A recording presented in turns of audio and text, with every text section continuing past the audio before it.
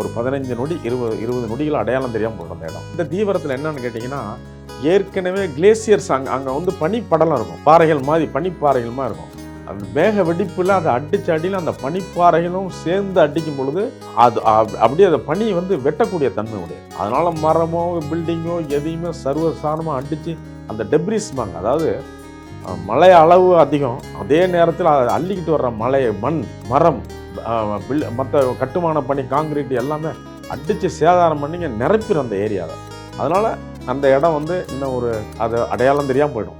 ஒரு 15 நொடி 20 நொடிகள் அடையாளம் தெரியாமல் போயிடும் அந்த இடம். எந்த இடத்துலையும் ஹிமாலயாவில் சர்வசாதாரணம் நடக்கும். இது கொஞ்சம் தீவிரமானது.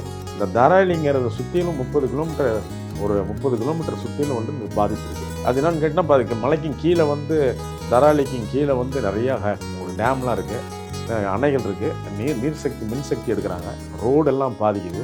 அதனால் இந்த எதிர்காலத்தில் இன்னும் ஒரு தீவிரமாக நம்ம எடுத்து இதை சரி பண்ணோம்னா கூட இன்னும் 3 ஆண்டுகள் 4 ஆண்டுகள் ஆகும். அவ்வளோ பெரிய பாதிப்பு இது உத்தராஞ்சல்.